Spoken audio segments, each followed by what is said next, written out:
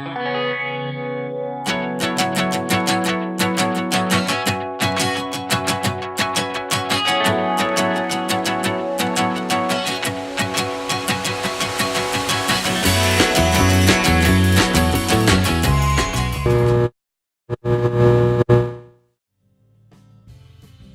guys, what's going on? Thank you for joining us for another episode of Pints and Pals. I'm your host, Danielle, aka Brown Sugar, aka call me anything you want, just don't call me late for dinner.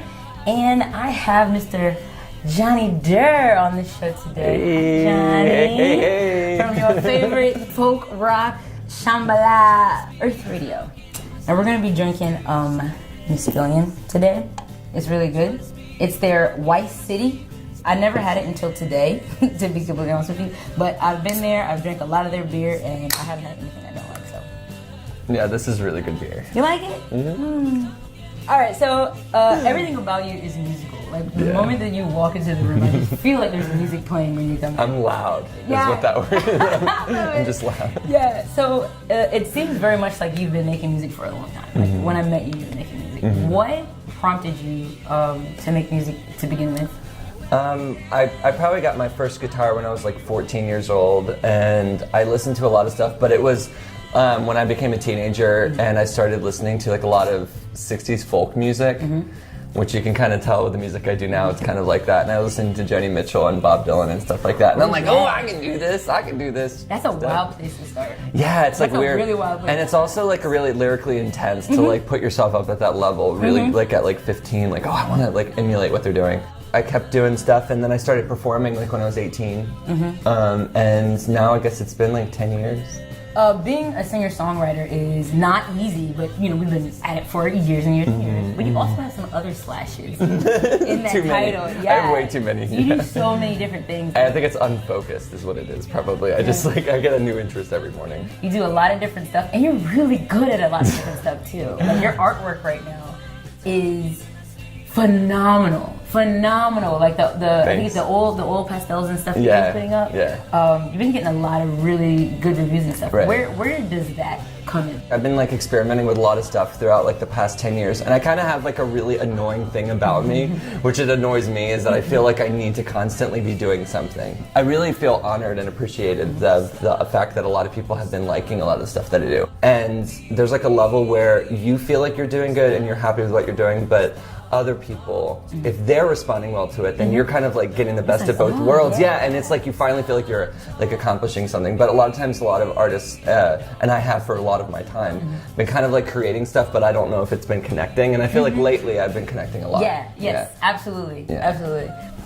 A lot of musicians write about like their own perspective, their own life, like what they have going on. But you're really good at writing about other people and it's like 99% of what I do. I don't normally write about myself. I just like listening to other people's stories, and like, you know, Sia, she says there's whatever man is what she calls him, and he's the kind of guy who writes all her music before she gets it. Like I feel like a lot of times like it's a little disconnected, and I need to bring it back home to make it, you know, make sense. But I think a lot of times like it can come across a little psychedelic, and then I have to pull it back and pull it into like the real world a little bit. So maybe, I don't know. I like it.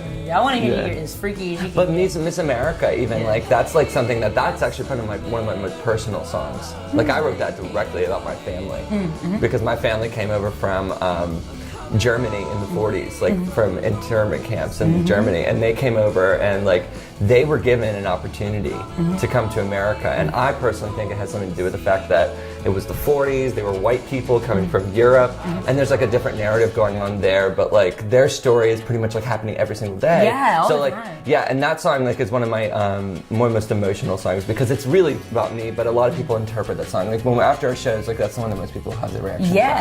That was actually I didn't know that. I didn't know that at all. Let's get personal. Here's what I'm talking about is my freaking jam. Like I play it like usually it's my Friday song. How did you what was that about? Sometimes you have to write directly about what something's about, and then sometimes you have to write the color and the feeling. Yes. So that song is about color and feeling, and it's not about words. Like, so to me, like I wanted to express the feeling of a lot of things, and that song, like even if you don't know the words, you can feel the spirit of that song. Yes, very much so.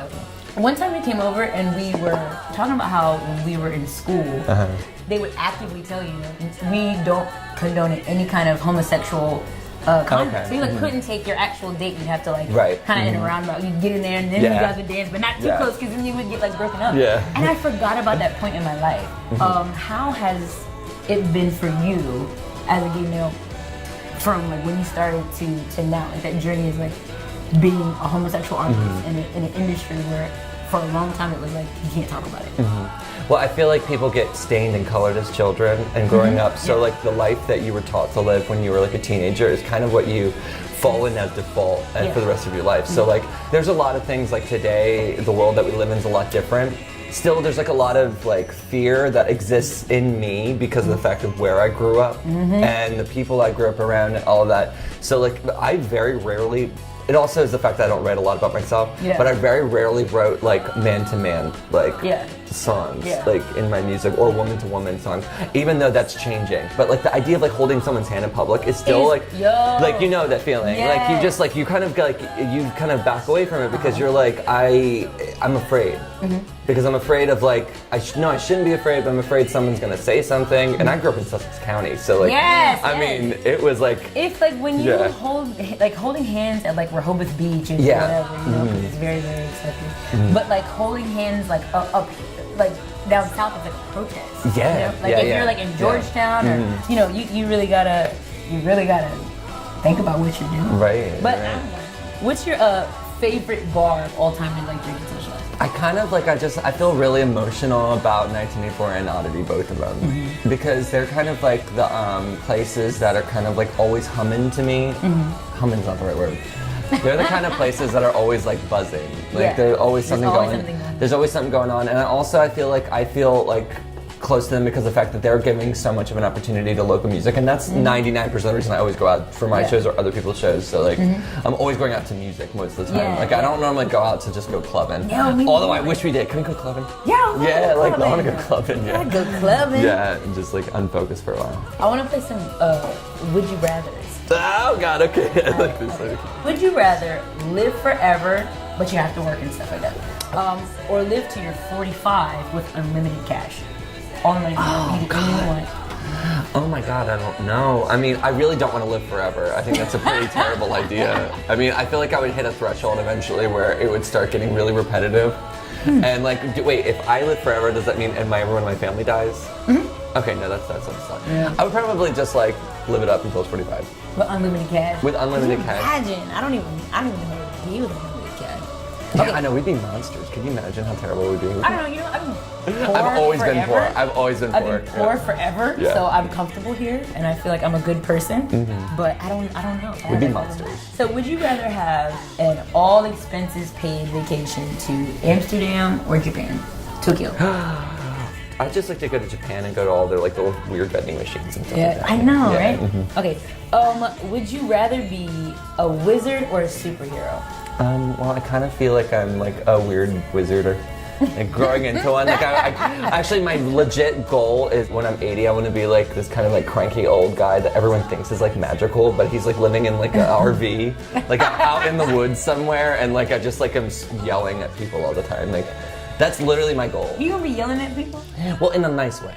Okay, would you rather never use social media sites again or never watch another movie or TV show? Okay, I would totally get rid of social media.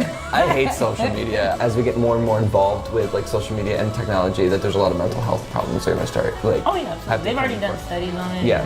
Apparently, the most affected group are like teenage girls. Yeah, and even in culture in general, young girls are like targeted more than anything because like look at all the magazines, look at all the newspapers, look at television, look at social media, Instagram right now. Like if you go on Instagram has a vision of what's beautiful, and like I think it's really really messed up. But I don't know if that's going to change. But I think so. I think so. I hope think it like does, right now, like for me as like a queer female, like artist, like doing my thing. I'm black. I go out and like I just see a lot more of it. I see it like back in the day with when we were down in something new putting shows.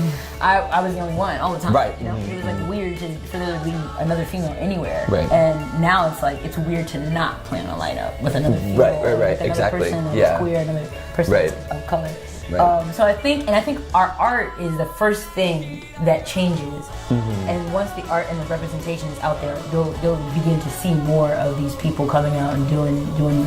I also feel like a lot of people already feel a certain way about something, and then they need someone to tell them that they already feel that way. Yeah. You know what I'm saying? Yeah, absolutely. Like right now, there's like even They need some type of confirmation. Exactly, They and I want feel that like confirmation. yeah, like that's happening politically right now. Like in the past like 4 years, a lot of people are shifting how they feel about a lot of things, especially like universal health care and different things like that, because they didn't even think about it until it became like a mainstream conversation. Yeah. And I feel like the same way happens in music and art and all of it. Like you just need like harbingers to kind of like go out and like tell people how they feel. Would you rather play a sold out show in LA or New York?